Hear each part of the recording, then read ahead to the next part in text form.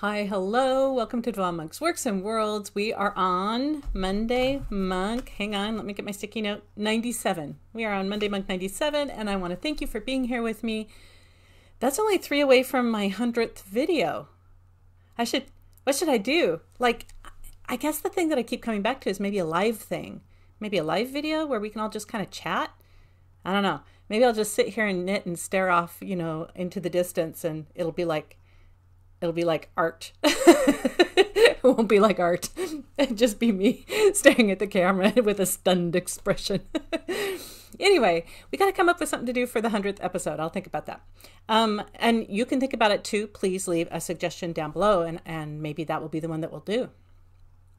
Anyway, thank you so much for being here with me. I really appreciate you. I am going to go over the things that I usually go over. How are things going with writing? How are things going with knitting? And how are things going in Monkland in general? And I'll start with how things are going with writing. They are going well, thank you. I am getting some words in on Wayward Devils. I had a hard time kind of pushing this book into the conflict stuff, like the cool, ooh, this is exciting kind of thing. I had a couple neat scenes, but then I'm like, I need to get this book rolling. And I think this last weekend, I finally got things rolling. So I'm about a third of the way into the book now, and I will go back and edit it so it's not, I'll make sure it's not boring. Like, this is just me getting the first pass of the plot down and everything. And I will know by the end of the book if I need to cut some of the stuff that I put at the beginning, or if I need to add things to it to get that pace really clicking along so that we get delightful things in every bite, basically. So, but to do that, I first have to, it's kind of like spreading frosting on a cake. You just take that first big, huge spatula front and you just go blap. You just right in the middle of the cake, blap, and then you kind of go blah, blah, blah, blah, blah, smear it a little bit. And then you get out your fine tuning knife and make it all beautiful, right?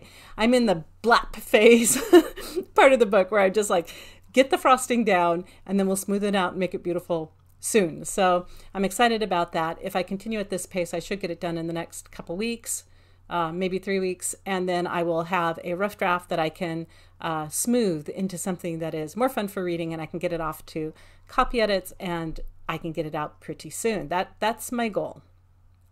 And now, one of the ways that I got to that goal is I did go away it ended up being like a full day. Like, I left Friday afternoon and I got to the place a couple hours later. And so I had the evening and Friday, and then I had all of Saturday, and then I left pretty early in the morning, like around 9, but I had gotten up a little early. So I had a couple hours, about an hour in the morning, because I also did some cleaning and stuff before I came home. So I did have a little time to write off in the RV over that time. And what I have found, as I find every time I do this, it's really better to have 2 full days that aren't driving days, that are just 2 full writing days. And maybe next time I'll try to plan that. With my schedule, it makes it a little tricky to plan that in, but I was very happy to get the time that I got, because I definitely put it to use and I got some words done. Yeah, okay, so writing is going well. I'm just clicking along, and I am hoping to get Wayward Devils done soon so I can do the new cover reveals for the series. They're not new covers, they are, but they're like updated covers, and they're gorgeous. They're the same cover, just with the little, it's like the frosting, it's like with the little mwah put on the covers. So I'll be able to share those as soon as book 4 comes out, which will hopefully be pretty soon, and I'll keep you in the loop. So writing's going well. What else is going on? Knitting. I did finish one of the gift toys that I owed for someone, and the giftee was pleased with it. I heard that they really liked it, which made me very happy. So that's awesome. That is off. That little toy is off to brighten somebody's life, and I'm glad for that. And now I need to work on the toy for the January newsletter. Still haven't even picked one out. That's how on the ball I am there. I don't know, people. I've knit a lot of things here, and I like to knit something different each time. Although those little bun animals, I think I did a panda bear one and like a little kitty one. Those are pretty fun, and because you can customize them, I do have fun making more than one of those. But I definitely need to come up with the next thing to knit. Oh, in knitting news, the fish in a sweater and the Jolly Pickle have not been claimed by the winners. So those will both be up for grab in the January newsletter. And there will be a new toy, if I get on the ball here, there will be a new toy also up for grab in the January newsletter. So do check out the January newsletter. Sometimes it shows up in spam or in those like promo boxes and stuff. So just kind of click around, look for it. It will always say like Devon Monk's January newsletter, Devon Monk's month, put in the month newsletter. So pretty easy to find.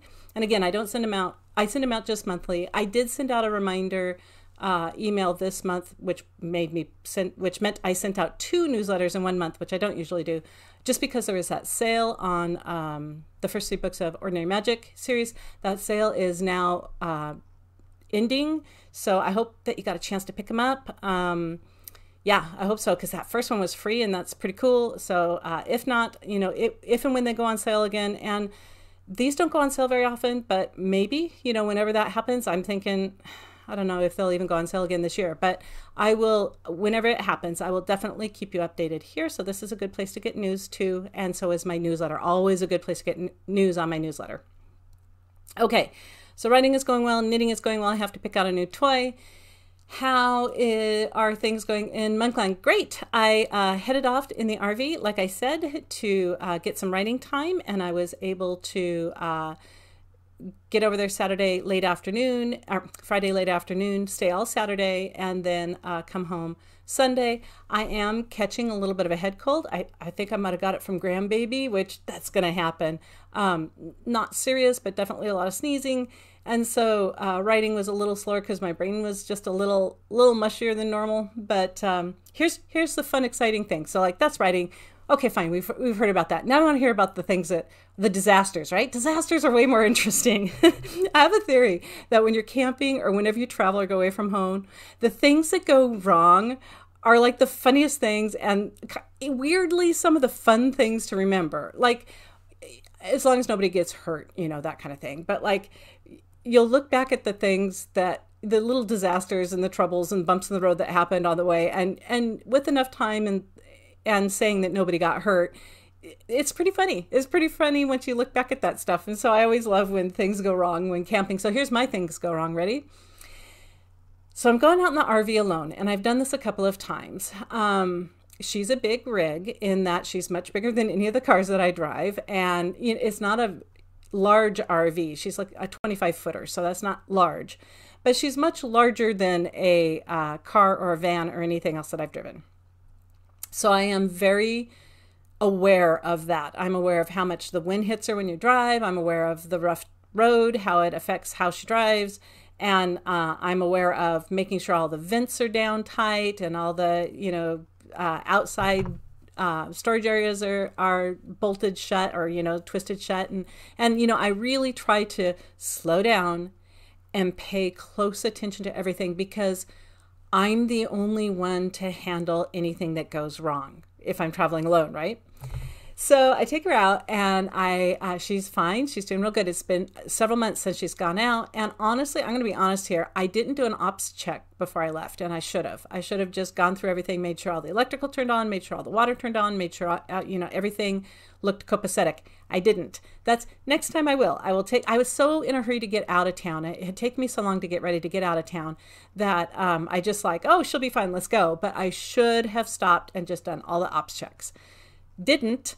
So I get to the campground, and I'm always a little proud of this. I probably shouldn't be. Everybody does this, but I backed it into the slip all by myself, and I don't have a reverse camera. So there's no camera on the rig. So it's all mirrors and, and guts for me because I'm like, oh, I don't want to hit a tree because we always have trees and bushes next to the slips where I camp. And, and I don't want to drive into somebody else's campground accidentally or something, but I did real good and I got her backed into the slip, and I felt good about myself because I took my time, I took it slow, I got out and assessed to make sure that I had her lined up good for getting her into the slip, and she went in the slip just great. So then I hook up electrical. Sorry, this is a long story. It's getting there. I hooked up electrical, everything's fine. Then I hook up water. And that's good, except I can't seem to figure out how to turn on the water faucet. There's a bolt with a screw sticking out of it, just like a nut with a screw sticking out of it. And that looked obscene, but you know what I mean. And so I loosened the nut, nothing happened. And then I loosened the screw, nothing happened. So I'm like, okay, something seems to be wrong. So I decided to go down to the park ranger or the camp host and ask them, how do I turn on this water? And so I go down there, and every single park host is off duty. Off duty yurt host, off duty yurt host, off duty park host. I'm like, oh no. So I run across a guy who's a ranger, and he's taking and chopping up limbs and cutting up rounds of some of the trees that fell in the ice storm. I'm sure they were doing cleanup. I'm like, hey, where are the park hosts? He's like, all the way down there at the beginning, at the entryway. And I, of course, had gotten a parking slip all the way at the opposite end. So I walk down there, and I find one of the gals, and she's in her little electric cart. She's like, going to go around and do some cleaning. And I'm like, hey, who do I talk to about water? I don't know how to make my water faucet turn on. And she looks at me like, how do you not know how a water faucet turns on? I'm like, so there's no handle? And she goes, oh, shit. No handle? I'm like, no handle, just a bolt and a screw. She goes, oh, okay, I'll contact one of the rangers and he'll go down there and look at it for you. I'm like, okay, thank you. So I walk back to my slip, and the ranger, by the time I get there, is already there. And he assessed the situation and then took off to go get the repair stuff for it, which is great. So then it didn't take him very long. He got the stuff, came back and repaired it. And that was fantastic and really nice of him. By this time, I'm in the RV. I've got my laptop set up and I'm starting to write, right? I'm just sitting at the table doing some writing. And I hear the water turn on. I'm like, oh, good. He got the water fixed. It turned on. And then I hear a waterfall coming out of our kitchen. And I'm like, did we install a waterfall? Is this normal? Do we usually have waterfall sounds when we turn on the water to the rig? No, there is no fancy little waterfall in our kitchen suddenly. No, what there is a leak in our filter that is pouring into the space beneath the sink and pouring out into the RV. So I throw the laptop off to the side, and I run outside, and I'm like, can you turn off? Can you turn off? As I'm running around the RV, and this guy looks at me like I've lost my mind. He's like, I think you're, I just got it turned on. I'm like, yes, thank you. How do you turn it off? And he just looks at me like, you're weird, lady. And I'm like, it's this way, right? And I just yank the handle the other way and it turns off. And I'm like, I think I have a leak under my sink. He goes, oh no, I hope you don't have a leak under your sink. I'm like, me too. And then I just go running back. I'm like, thank you for fixing the water. I go running back inside. And we keep stuff under the sink because storage is such at a minimum in an RV. You of course store stuff under the sink. And we have found that we store some of our cast iron pans under the sink because they're heavy and the sink has a good lip so that when you drive, cast iron doesn't go flying across the RV. Ask us how we know using another cupboard when you are driving, cast iron goes flying across the RV because we did it. That's why. That's how we know that. So anyway, so I'm getting under the sink and I'm pulling out. It's also dark under there and it's a mess under there because, paper bags have been shoved under there and stuff. And obviously it needed a cleaning. Again, ops check. If I'd done an ops check, I would have peeked under the sink. But there's our filter, and it's for the water. We have a water drinking filter. It's a separate little cylinder under there, and it is burst and just pouring water. And I grab a towel. We have beach-sized towels. I grab a towel and I wrap it around it. I'm like, okay, this will take care of it. It'll just mop up what's seeping out. It's going to be fine because I turned off the water. Everything's okay. Everything is not okay because the water is still pouring out of this thing, and it is not a towel's worth. It is more than that. So I'm like, oh no. So then I'm like, let me get a bowl in here. So I get a bowl in there and everything's getting wet and I'm wet. I'm on my knees and it's wet down the floor. And I've got the thing wrapped up in the towel and I'm looking for a garbage bag, which are all wet. And because those are kept on the sink too. And so I'm thinking, how can I turn the water off under the sink? Is there a valve that turns off the water under the sink? And thank goodness, I don't know if this was originally designed this way or if we installed it this way, we meaning one of the rat fellas who put in the filter, but there is an off lever that, if your pipe is like this, it's a lever that goes like this or goes in line with the pipe. In line with the pipe means it's open, across it means it's closed. So I rinked that closed and it stopped dripping out of the filter. I'm like, okay, that we've taken care of that part. Good. So I wrap it up in the towel. I find a garbage bag, put it in there. I get a second garbage bag, put it in there. And I'm like, okay, you are contained. Set it over to the side of the sink. And then I start mopping up under there because RVs are kind of like living in a cardboard box. Like if they get a lot of water, it does a lot of damage because everything is that veneer plywood and stuff. So it's very easy to damage and warp things. So my goal is to get the water up as fast as possible and to get it cleaned up and get it dry. So I'm mopping, every towel but one in the RV is in that sink now, and I'm pulling out tinfoil and Zippy bags. Do you know how many Zippy bags we had in the RV? Like 3,000,000. That's how many Zippy bags. We've never used like 6 Zippy bags going out, but we have enough Zippy bags that we could like fill them full of air and tape them around the RV and float that RV across the ocean if we want to. So anyways, there's a lot of Zippy bags. So I pull those out, pulling out bags that are all soggy, pull out all the heavy cast iron that's stuck under there. Just pull everything out, right? And I'm throwing it all up into the sink because it has to go somewhere and there's limited space. And my knees are wet because the floor is wet. Luckily, the floor is vinyl, so I don't have to mop a carpet. I'm very happy about that. And so I get it kind of mopped up, all mopped, all the towels. I pick them all up and I sling them into the bathtub for now. Now, realize I haven't really super unpacked yet. I just came to the slip, found no faucet, went down to the Ranger, came back, opened up my laptop, waterfall, right? So I'm not like prepared in any way. So then I'm like, okay, get the fan under the sink, get it empty, get the fan under there, and then clean up the mess. So that's what I spent the first couple hours doing. Got the fan under there, took some of the towels outside to dry them off on the picnic table. It was sprinkling, but it was windy, so it was kind of I don't know, half a dozen of one, 6 of the other. Put them out there, you know, get all of the 17 million Zippy bags out and start drying those off, right? And the cardboard under there is a goner, so I'm throwing it in the garbage bags and all this stuff. Okay. We've done that. Now we need to see if we can turn on the water in the sink. I've now taken all the water out of the sink, and the bowl full of water that was catching the water under the sink, I've got that out and I've poured that down the bathroom drain. So now I'm ready to see. I'll just turn on the water and make sure that our drain is okay in the kitchen sink. I think it is. I think it's just the filter that has broken, right? So I go to turn on the faucet in the sink. The handle of the faucet doesn't work. As a matter of fact, the faucet doesn't even move. Like the spigot doesn't really move and the handle doesn't really move. And it just sounds like a very angry rubber band getting stretched and rubbed over something. And I'm like, okay, so not only did the filter split, but the faucet, the kitchen doesn't work. So I can't get water. I can't get water out of the kitchen at all. Okay, but I poured some water down the sink anyway from the bowl, and the sink didn't leak. The drain didn't leak. So I'm like, okay, I've got a working drain. We can work with this. I've got water in the bathroom. I've got a working drain in the kitchen. I mean, the bathroom drain works too. It's just me. It's just for a day and a half. I'm going to be fine.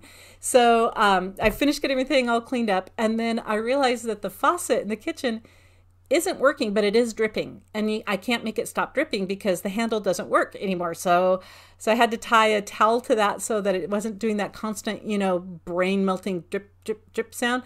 I tied a towel around that and let that drip into the sink. So okay, so now I'm set. I've got a handle on the faucet outside that works good, and I did turn the water back on. I have the broken filter under the sink wrapped up, double wrapped in a bag and off to the side, not dripping anymore. Good. I have the underneath the sink drying out with fans. Good. I've got all of the mop up equipment taken care of. Good. And then I just spent the rest of another about, half hour, 45 minutes mopping off or spreading out or drying off Zippy bags. So many Ziploc bags, and maybe not that brand, but you know what I mean. Oh my gosh. So I started doing each one, drying off each one, and then I'm like, this is going to take me the rest of the weekend. So then I'm just like, rub kind of on and it's good enough and then shove them in a bag. So I don't know how those are going to end up, but like I was done drying them, and it's not like it was dry outside that I could hang them daintily on a clothesline or something. So they're good enough. They're in a bag. They're fine. But yeah, that was the start to my exciting adventure. And honestly, that was the most exciting part of the adventure. Everything else was fine. I just used a bathroom sink to get water, which is fine. And yeah, our filtered water wasn't available, but pretty good water in that park. It's Oregon Park. We've been there before. I've drinking that water straight out of the spigot before. It's fine. So I felt pretty comfortable with that. And also I was making coffee and that boils anyway, so I wasn't worried about that. And yeah, so that was my exciting adventure. I had the broken kitchen sink RV trip. So that was super fun. And now we get to fix the broken kitchen sink. And I noticed while I was out in her that it's time to do just some little tiny finishing touches on some projects that we've done with her to keep her in good working shape. Just little interior things, except like that sink is going to be a big interior thing. But yeah, so it's time to do a little upgrade on the RV. That's where Monkland is. And I think we're going to put a little time into that. It's not going to take a lot of time to do all of it. Of course, I'm not going to be the one replacing the spigot and the handles and stuff in the kitchen sink. That's going to be husband Monk. He's going to tackle that along with, you know, brother-in-law rat or maybe brother rat. But anyway, that was the exciting part of my trip. Otherwise, it was great. I managed to get down to the beach in a break in the rain before sunset. Heard a lot of frogs. The frogs are all out there in the grass and the trees off to the beach. And by the time I did get to the beach, no wind and really mild. I think it was like 50 degrees or something, which, you know, we just came off of an ice storm. So it was lovely. And got to see some boats coming into harbor at the end of the evening, which is always fun. And wrote and got some writing done. So it was a fun trip alone in that nobody got hurt. There was a very small disaster. The disaster got averted, which is good. Excuse me. And so, yeah, it was a good trip. And now I'm back to just getting work done here and getting some knitting started again. So I hope you had maybe a less disastrous weekend. If you did have some fun, random, wild things happen over the weekend. I mean, we did just come out of an ice storm. I wouldn't be surprised if there's lots of stories out there. You know, let me know down below. Did you have any pipes burst in the cold, or did you have pipes burst just because it's an RV and it felt like bursting? Let me know. We can share our war stories together. Until next time, my friends, I hope you have a great week. Bye for now.